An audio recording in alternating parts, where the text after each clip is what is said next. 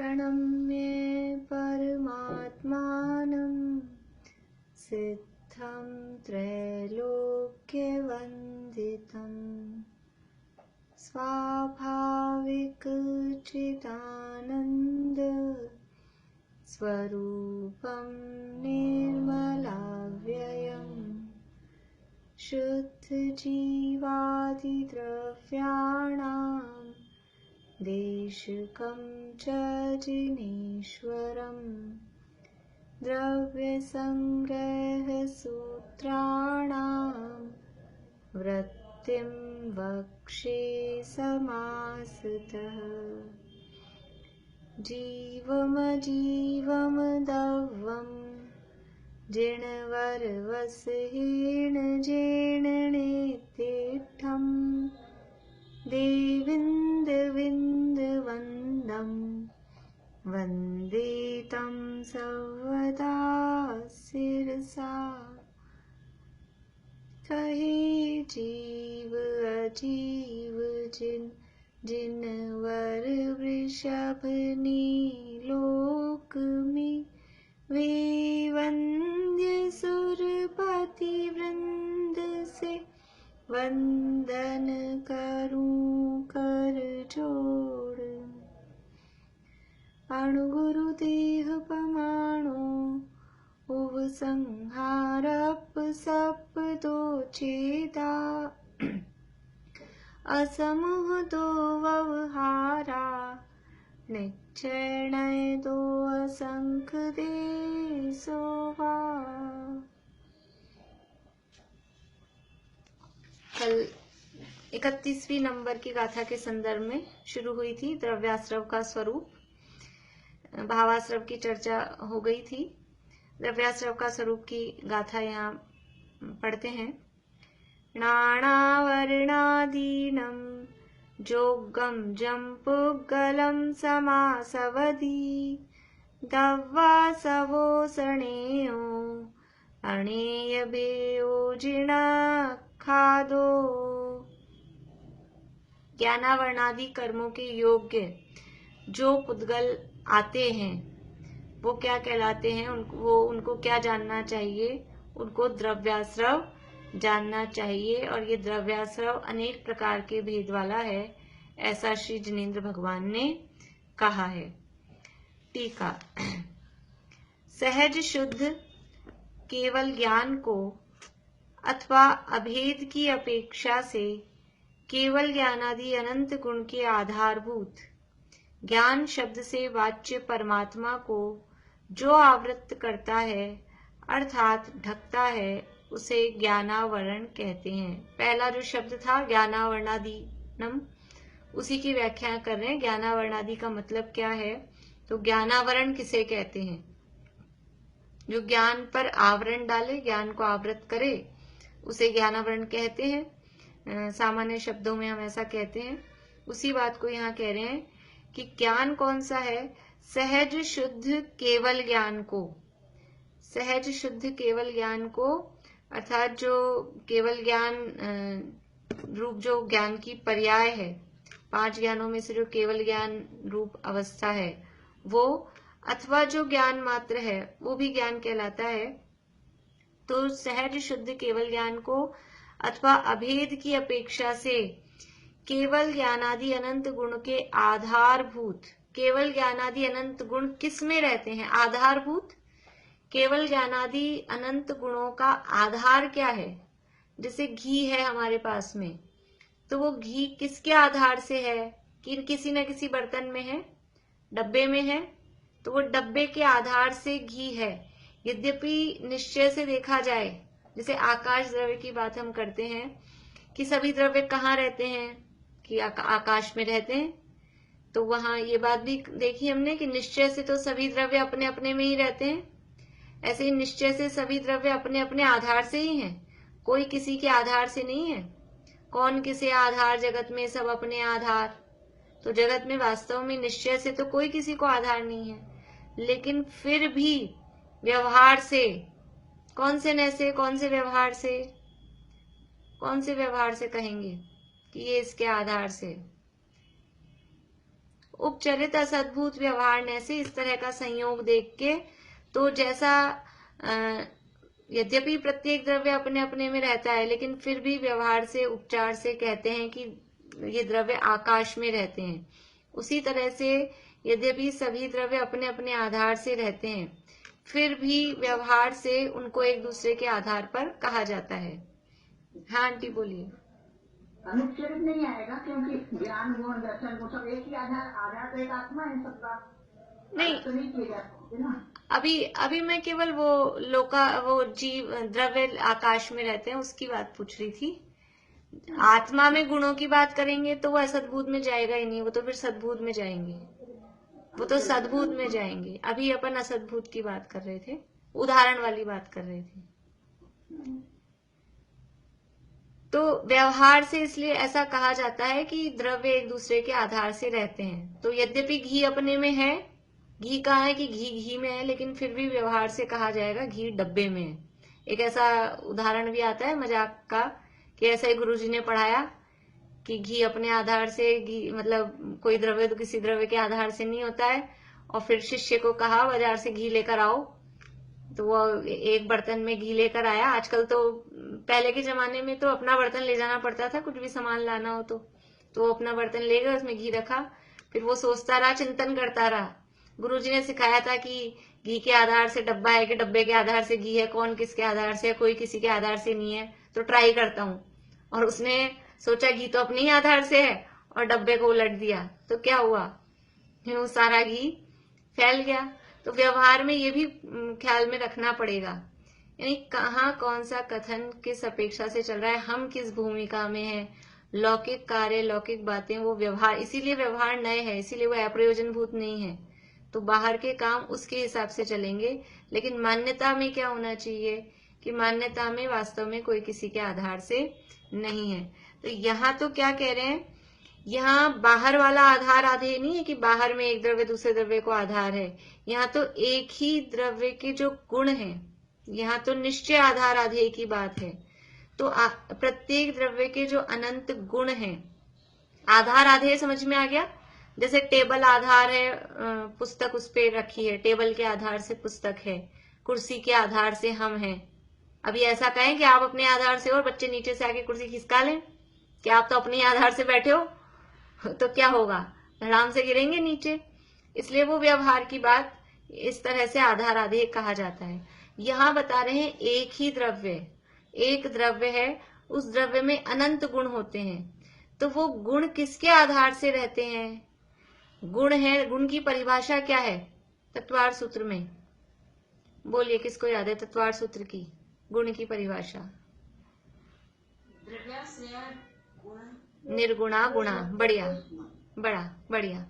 द्रव्याश्रया निर्गुणा गुणा, यानी द्रव्याश्रया, वो कैसे रहते हैं गुण, द्रव्य के आश्रित, जो द्रव्य के आश्रित रहते हैं, मतलब द्रव्य के आधार पे रहते हैं। यानी गुण होंगे वो ऐसे हवा में नहीं रहेंगे कि हमें खटास चाहिए तो खटास कहाँ मिलेगी, खटास लेकर आओ, नींबू मत लाना, आंवला भी मत लाना, इमली भी मत लाना, अमचूर भी मत लाना, खटास ले आना। तो ऐसे कैसे खटास मिलेगी, वो किसी न किसी द्रव्य के आश्रय से रहेगी। हमें मिठास चाहिए तो वो चीनी जो द्रव्य है उसमें रहेगी। तो गुण है वो द्रव्य में रहते हैं, द्रव्य के आधार से रहते हैं, द्रव्य के आश्रित रहते हैं। तो ऐसे अनंत गुण, और कौन से वाले अनंत गुण, केवल ज्ञानादि अनंत गुण, केवल ज्ञान, केवल दर्शन, अनंत सुख, अनंत वीर्य, सूक्ष्मत्व, गुरु लघुत्व, अवगाहनत्व, अव्याबाधत्व और जीवत्व, चिति, दृष्टि, ज्ञान, सुख, वीर्य, ऐसे अनंत अनंत गुण, अस्तित्व, वस्तुत्व, द्रव्यत्व, प्रमेयत्व, प्रदेशत्व, ये सारे ऐसे करके अनंत गुण का आधार क्या है, ये अनंत गुण तो हैं, रहते किसमें, तो उनका आधारभूत है वो आत्मा है। आगे यहाँ अभी बताएं, आगे कहेंगे अभेद की अपेक्षा केवल ज्ञानादि अनंत गुण के आधारभूत, वो अनंत गुण का आधार कौन है कि वो आत्मा। और उसको, उस आत्मा को कैसे कहते हैं, ज्ञान शब्द से वाच्य, परमात्मा शब्द दिया है यहाँ आत्मा के लिए। परमात्मा मतलब कौन सा परमात्मा, मंदिर में विराजमान भगवान, परमात्मा मतलब भगवान, तो कौन से भगवान? जो मंदिर में विराजमान है कि नहीं, यहाँ जो इस देह देवालय में, तन मंदिर में जो विराजमान है, यानी कारण परमात्मा। अब तो आप लोगों को शब्द ख्याल में आ गए ना, कारण परमात्मा, कार्य परमात्मा। अब परमात्मा कहते ही ये परमात्मा दो प्रकार के होते हैं। दादा की भी एक नई रचना है, नई मतलब थोड़ा टाइम हो गया, लेकिन साल 2 साल पुरानी है। दो तरह के भगवान सुनो भव्य भगवान, दो तरह के होते जगती तल पर, पहले रहते जिन मंदिर में, दूजे रहते तन मंदिर में। ये दो तरह के भगवान। जिन मंदिर में जो भगवान रहते हैं वो है कार्य परमात्मा, और इस तन मंदिर में जो भगवान है वो है कारण परमात्मा। मीता, अभी कुछ पूछना है?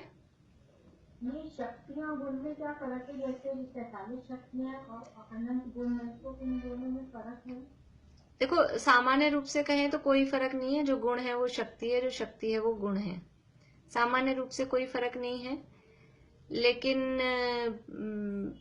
वैसे अंतर करें तो जो शक्तियां कही हैं, 47 शक्तियां, स्पेशली 47 शक्तियां हैं, वो पर्याय रूप, उसके लिए गुरुदेव ने शब्द दिया है उछलती हुई शक्तियां, निर्मल उछलती हुई। तो वो निर्मल पर्याय रूप कही गई हैं 47 शक्तियां जो हैं। और गुण है वो सामान्य रूप से यानी पर्याय रूप से हुई हो या वो निर्मल रूप से ही हो, ऐसा गुणों के साथ में अनिवार्य नहीं है। पर शक्ति शब्द है तो वो शक्ति, 47 शक्तियों में जो शक्ति शब्द है वो आप गुरुदेव के सुनेंगे या पढ़ेंगे प्रवचन वगैरह, तो वहां कहा है कि अभी आपने गुण बोले थे ना, जैसे अगुण लगे तो हाँ, तो वो इसीलिए मैंने कहा ना, सामान्य रूप से जो हम ऐसा कहेंगे कि द्रव्य में अनंत गुण है, तो ये शक्तियों को भी गुण कह के कहेंगे। और जब फर्क करेंगे तो फर्क भी करेंगे। ये अपेक्षा है, अपेक्षा। देखो, सामान्य कहेंगे तो गुण, शक्ति, स्वभाव, धर्म, ये 4 शब्द मिलते हैं। सब एक अर्थ में यूज में लेंगे। आत्मा में अनंत धर्म है, अनंत गुण है, अनंत शक्तियां हैं, अनंत स्वभाव हैं। कल शाम को इसी पे सेशन चला था। अभी गोष्ठी चल रही है द्रव्य गुण पर्याय पे, सर्वोदय अहिंसा चैनल पे चलती है। तो कल शाम को ये 47 शक्तियों का ही पूरा सेशन चल रहा था। तो सामान्य रूप से कहेंगे तो हम गुण, शक्ति, स्वभाव, धर्म, इनको एक अर्थ में यूज में लेंगे।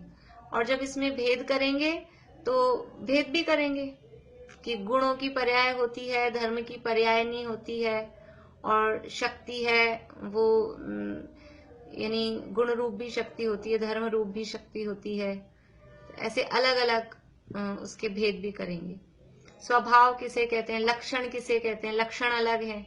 जो गुण है वो लक्षण है ही है, ऐसा जरूरी नहीं है। जो लक्षण है वो गुण होगा, स्वभाव होगा, लेकिन हर गुण हर स्वभाव वो लक्षण हो ये जरूरी नहीं है। कितने लोगों को समझ में आ रहा है मालूम नहीं मुझे। ज्योति जी, हाँ। शक्ति तो अलग अलग भी हो सकती है, जैसे एक इंद्रिय में जितनी होगी, हम में जितनी होगी, पर गुण तो सब में बराबर होगी। नहीं, शक्ति तो बराबर सब में एक सी होगी। शक्ति भी एक इंद्रिय में, जैसे जो जीवत्व, चित्ती, दृश्य आदि जो शक्तियां हैं, केवल ज्ञान की शक्ति है, तो वो एक इंद्रिय में भी है, वो तो अभव्य में भी है। शक्ति तो सब में एक सी है। दूसरी बात, गुणों की, शक्तियों की तो पर्याय नहीं मिलेगी, गुणों की पर्याय मिलेगी ना। हाँ, शक्तियों को यानी शक्ति देखो 2 अर्थ में यूज आता है। एक तो अपने में शक्ति है, यानी केवल ज्ञान प्रकट करने की शक्ति है, एक उस अर्थ में। अभी है नहीं, लेकिन केवल ज्ञान प्रकट करने की शक्ति है, एक ये शक्ति। और एक जो सर्वज्ञत्व शक्ति, स्वच्छत्व शक्ति, तो वहां जो ये शक्तियां हैं वहां निर्मल पर्याय को शामिल करके, मतलब वहां शक्ति कहते हैं यानी अपनी क्या बोलना चाहिए कि पावर, शक्ति का मतलब है पावर, तो वहां अशुद्धि की बात नहीं होगी। तो इसलिए वहां कहते हैं निर्मल पर्याय को शामिल करके बात है। उछलती हुई शक्तियां, तो वो शक्तियों में पर्याय रूपता की बात ली है कि पर्याय सहित ये जो शक्ति है उसकी बात की है। और गुण है वो सामान्य रूप से गुण कहे जाते हैं, अनंत गुण। गुण शक्ति रूप भी इसीलिए अलग अलग प्रकरण में एक ही अर्थ में भी यूज लेते हैं, कहीं अलग अर्थ में भी यूज लेते हैं, ऐसा। चलिए, अपन ज्यादा विषयांतर हो जाएंगे, फिर सब लोगों को समझ नहीं आएगा।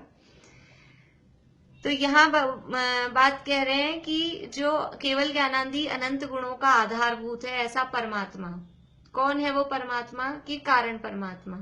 और दूसरी बात क्या कह रहे हैं कि वो ज्ञान शब्द से वाच्य है। इस परमात्मा के लिए दो विशेषण दिए। पहला तो कहा केवल ज्ञानादि अनंत गुणों के आधारभूत है और दूसरा कहा ज्ञान शब्द से वाच्य है।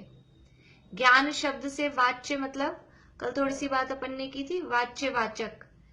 वाच्य यानी जिसको बताया जा रहा है और वाचक यानी जो बता रहा है, जो कथन कर रहा है।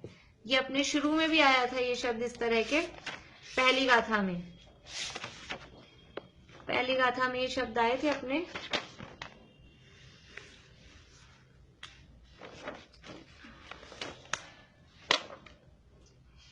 ये जो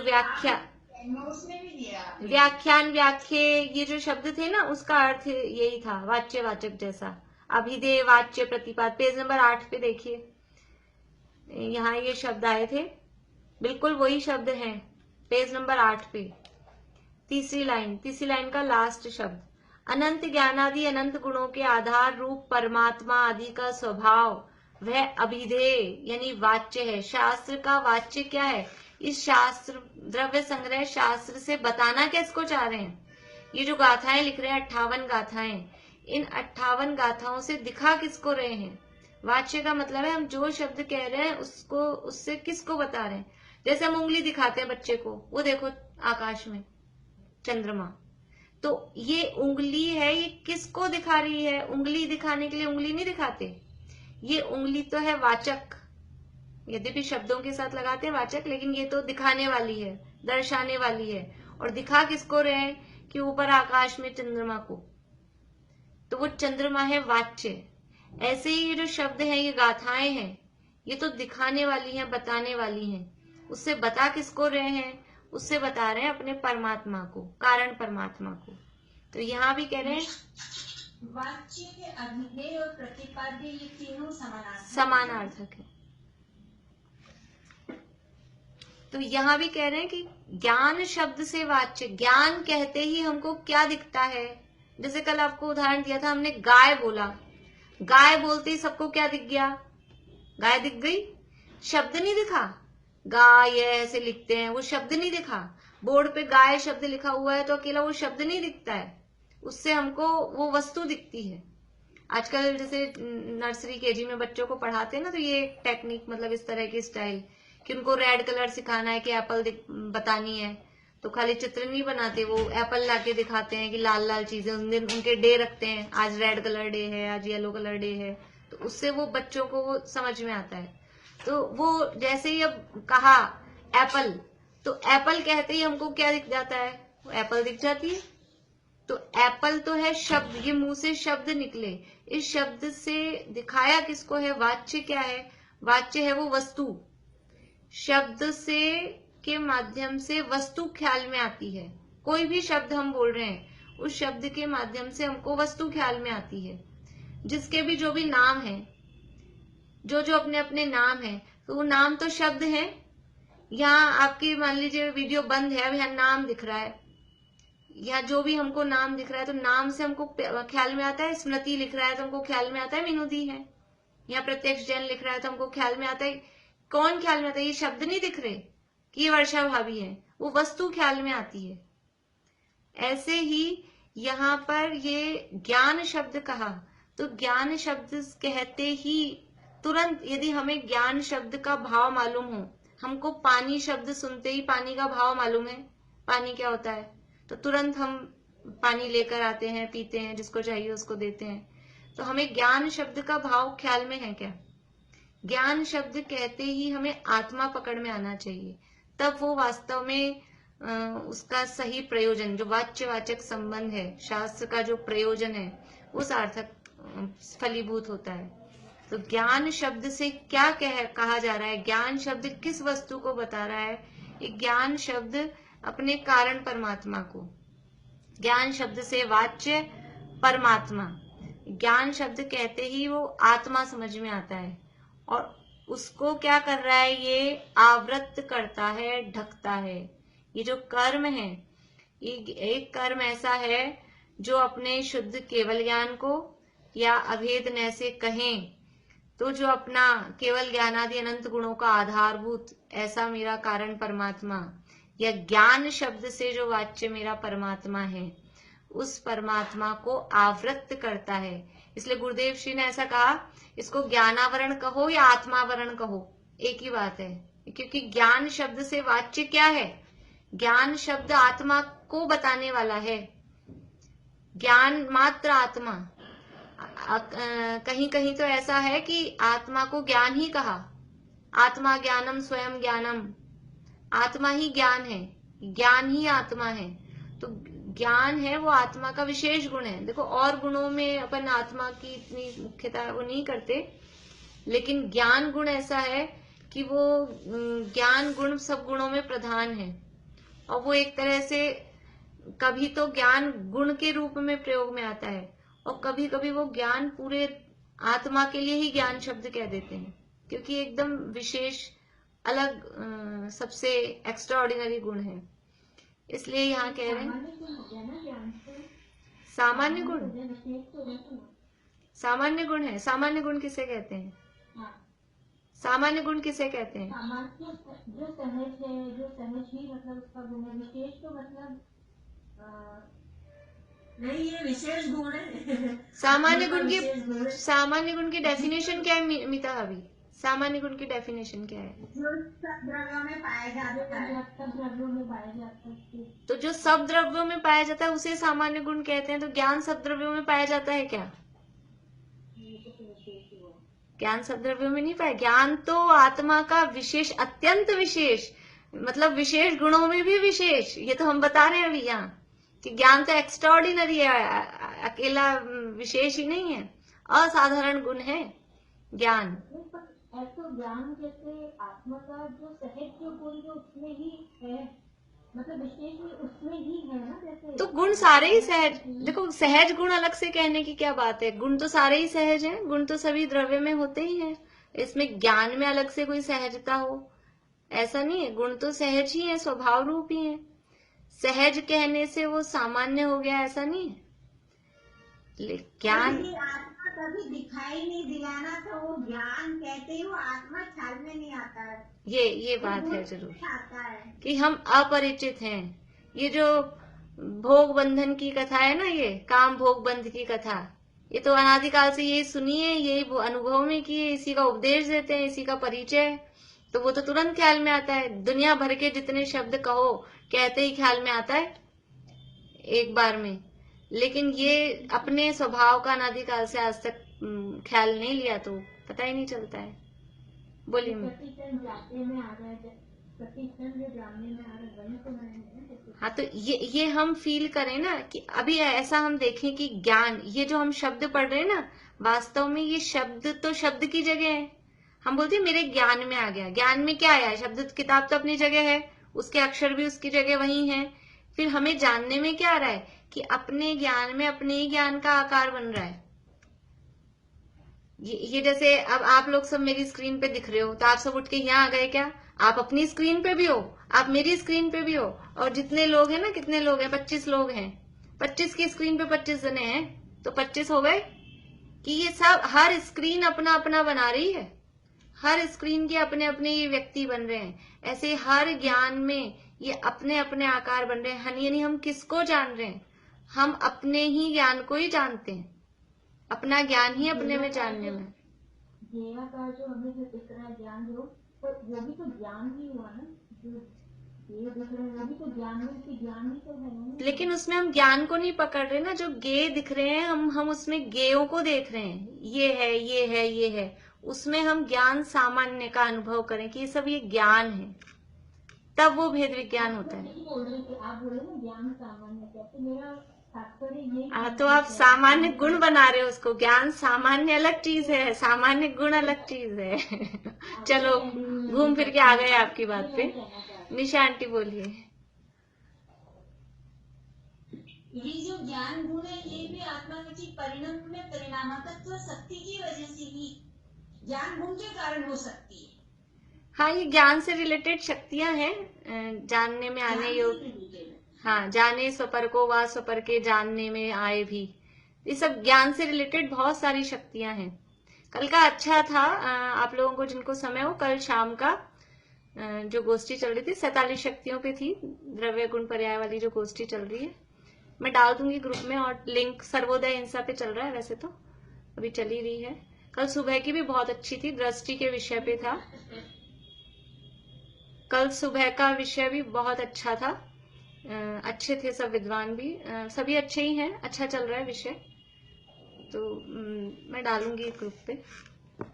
और अपना आज सुबह वाला डाल दीजिएगा ज्योति जी, आज सुबह वाला अपनी क्लास का ही था, वो गुण पर्याय जो आया था। हाँ, अर्थ पर्याय, व्यंजन पर्याय, मैं तो पूरा लिंक डाल दूंगी, उसमें सारी रिकॉर्डेड है, जिसको जैसे समय मिले। अब वो चलती है 2-3 घंटे तक, सुबह चलती है 8:30 से। कल द्रव्य गुण पर्याय था, वो पूरी गोष्ठी का विषय ही द्रव्य गुण पर्याय है। टोटल ओवरऑल जो सब्जेक्ट है ना, गोष्ठी का नाम ही द्रव्य गुण पर्याय है, उसी पे चल रही है।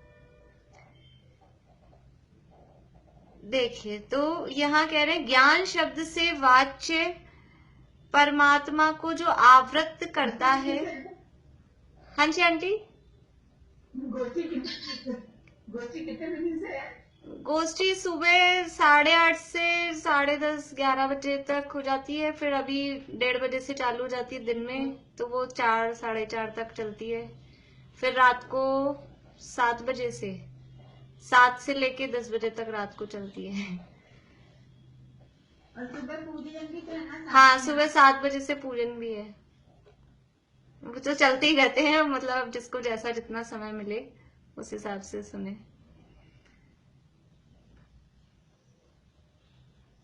ज्ञान शब्द से वाच्य परमात्मा को जो आवृत्त करता है अर्थात ढकता है, उसे ज्ञानावरण कहते हैं। यानी ज्ञानावरण किसे कहते हैं? तो ज्ञान पर जो आवरण डाले। लेकिन ज्ञान शब्द से किसको इंडिकेट कर रहा है? ज्ञान शब्द किसको दिखा रहा है? कि वो आत्मा को दिखा रहा है। तो ज्ञान को आवृत्त करता है ये कहो, या आत्मा को आवृत्त करता है ये कहो। वो यहाँ उसको एक ही बात में कहा कि जो आत्मा का, क्योंकि सबसे मुख्य गुण वो ज्ञान है, तो ज्ञान को जिसने ढका मतलब आत्मा को ही ढक दिया, ऐसा यहाँ उसका भाव ले रहे हैं। तो जो ज्ञान के आत्मा के जो प्रमुख गुण हैं, ज्ञान, केवल ज्ञान को अथवा आत्मा को आवृत्त करता है, ढकता है। ढकता है का मतलब देखो, ढकता शब्द भी ये बता रहा है कि उसको नाश नहीं करता। नाम तो है घातिया कर्म। नाम क्या है? ज्ञानावरण, दर्शनावरण, मोहनीय, अंतराय, है तो घातिया कर्म। लेकिन घातिया होने पर भी जान से नहीं मार देते।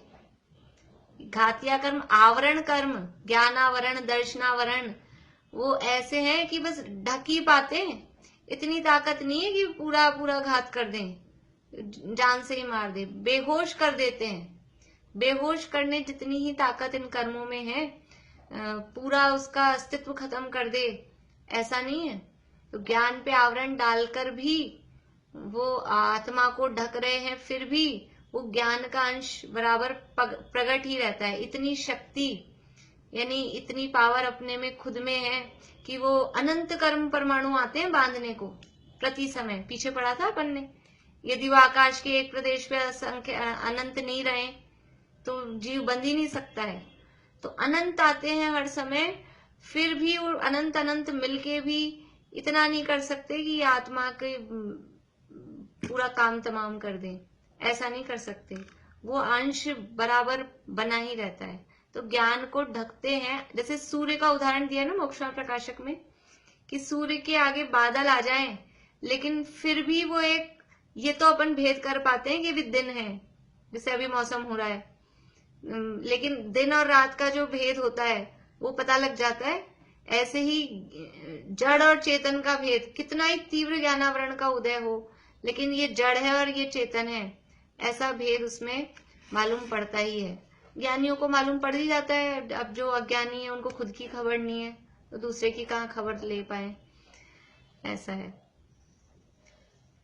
ज्ञान शब्द से वाच्य परमात्मा को जो आवृत्त करता है अर्थात ढकता है, उसे ज्ञानावरण कहते हैं। वह ज्ञानावरण जिनकी आदि में है, ऐसे जो ज्ञानावरणादि उन्हें योग्य जम पुग्गलम समासवधि यानी तेल युक्त शरीर वालों को धूल के रजकणों का जिस प्रकार समागम होता है, उसी प्रकार कषाय रहित शुद्धात्मा के संवेदन से रहित जीवों को जो कर्म वर्गणारूप पुद्गल का आश्रव होता है, उसे द्रव्याश्रव जानना। देखो क्या कह रहे हैं, द्रव्याश्रव किसे कहते हैं कि पहले तो बता दिया ज्ञानावरण किसे कहते हैं, फिर वो ज्ञानावरण जिसकी आदि में है, ऐसे ज्ञानावरण आदि यानी ज्ञानावरण से लेकर, आदि यानी ज्ञानावरण से शुरू करके, तो ज्ञानावरण, दर्शनावरण, वेदनीय, मोहनीय, आयु, नाम, गोत्र, अंतराय, ऐसा ज्ञानावरण आदि जो कर्म है उन्हें योग्य यानी उनके योग्य वो कर्म बने, उसके योग्य। अभी इस बीच वाली लाइन को छोड़ के अपन देखें, उन्हें योग्य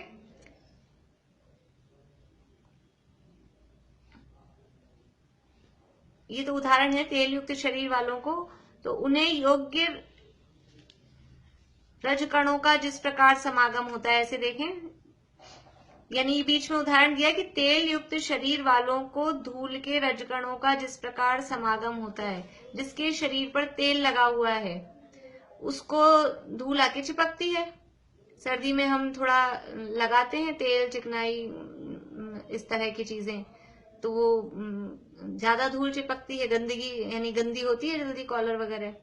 तो जो तेल युक्त जो शरीर वाले हैं उनको धूल के रजकणों का जिस प्रकार समागम होता है, ये उदाहरण दिया समय सार में बंध अधिकार की शुरू की गाथाओं में। जो तेल मर्दन कर पुरुष रेणु बहुल स्थान में, व्यायाम करता शस्त्र से बहुविध बहुत उपकार से। 5 गाथाएं हैं, 5 गाथाएं हैं कि तेल मालिश करके फिर वो व्यायाम कर रहा है तो बहुत सारी उसको धूल चिपक रही है। और फिर नेक्स्ट गाथाओं में कहा कि जो तेल मर्दन रहित जन, तेल जिसने नहीं लगाया, फिर रेणु बहुल स्थान में, बहुत धूल वाले स्थान में वो भी व्यायाम कर रहा है लेकिन उसको धूल चिपकती नहीं है। तो तेल युक्त शरीर वालों को धूल के रजकणों का जिस प्रकार समागम होता है यानी आ जाते हैं, समास अवधि वो आ जाते हैं, चिपक जाते हैं, उसी प्रकार कषाय रहित शुद्धात्मा, देखो बताना तो था कि तेल युक्त शरीर वाले कहा है ना, वैसे कहना था कषाय युक्त जीव, लेकिन उसको कैसे कहा है, कषाय रहित शुद्धात्मा के संवेदन से रहित, 2 बार माइनस लगाया है, रहित रहित, कषाय रहित शुद्धात्मा। शुद्धात्मा कैसा है, अपना आत्मा कैसा है, कषाय से रहित। वास्तव में आत्मा का स्वभाव क्या है, ये कषाय सहित आत्मा का स्वभाव नहीं है, आत्मा का स्वभाव तो कषाय रहित है। ऐसे कषाय रहित शुद्धात्मा के संवेदन से जो रहित हैं, यानी वो कषाय सहित ही जो हो रहे हैं, ऐसा। तो कषाय रहित शुद्धात्मा के संवेदन से रहित जीवों को जो कर्म वर्गणा रूप पुद्गल का आश्रय होता है, यानी ऐसे जीवों को जो कर्मों का आश्रय होता है। कैसे जीवों को, कि जिन्होंने अपने निष्कषाय आत्मा का अनुभव नहीं किया, यानी यहाँ नीचे फुटनोट में दिया है, शुद्धात्मा के संवेदन रहित मिथ्या दृष्टि जीव हैं, उनकी मुख्यता से यह कथन है। यानी मिथ्या दृष्टि जीवों की मुख्यता से कथन है, नहीं तो कोई कह भी सकता है कि सम्यक दृष्टियों को भी कर्म तो आते ही है ना। कौन से गुणस्थान तक कर्म आते हैं, कहाँ तक कर्मों का आश्रय होता है, बोलिए भाई। 9वें तक और 13वें तक और 13वें तक। और यहाँ जो बात चल रही है तेल चिकनाई सहित वाला आश्रय, वो कहाँ तक होता है, वो चौथे गुणस्थान तक, 10वें तक। प्रीति ने दे दिया जवाब, 10वें तक है ना इरियापथ आश्रय, सांप्रदायिक आश्रय, इरियापथ नहीं सॉरी, सांप्रदायिक आश्रय। सांप्रदायिक आश्रय है ना, वो चिकनाई सहित वाला है, कषाय सहित वाला, वो सांप्रदायिक आश्रय है 10वें गुणस्थान तक। तो यहाँ कह रहे हैं कषाय रहित शुद्धात्मा के संवेदन से रहित जीवों को, यानी जिन्होंने अपने निष्कषाय आत्मा का संवेदन नहीं किया, ऐसे जीवों को जो कर्म वर्गणारूप पुद्गल का आश्रय होता है, उसे द्रव्याश्रय जानना। यानी कि अंदर जो मोह राग द्वेष रूपी चिकनाई है, उस मोह राग द्वेष रूपी चिकनाई के कारण जो ज्ञानावरणादि कर्मों के योग्य कार्मण वर्गणाओं का जो आना होता है, उसको कहते हैं द्रव्याश्रव। यहाँ मिथ्या दृष्टि जीवों की मुख्यता से ऐसा कहा है। शुद्धात्मा के संवेदन से रहित अध्यात्म में ज्ञानी को निराश्रव ही कहते हैं।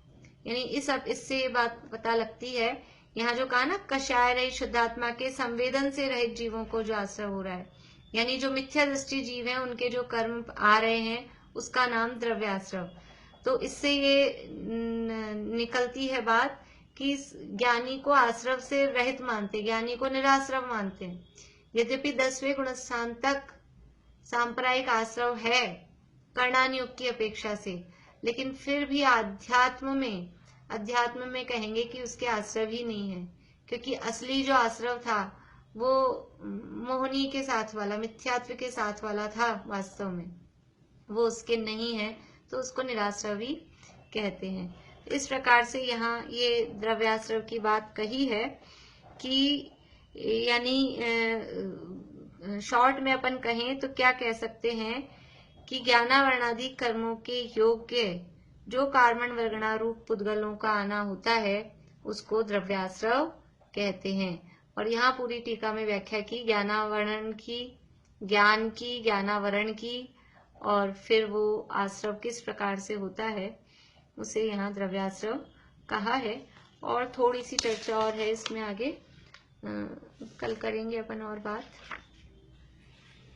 रेखा अभी आप कल सुनाओगे? हाँ सुना दूंगी। ठीक है, थोड़ा देख के सुनाऊंगी। हाँ कोई बात नहीं, चलिए ठीक है। जय जिनेन्द्र।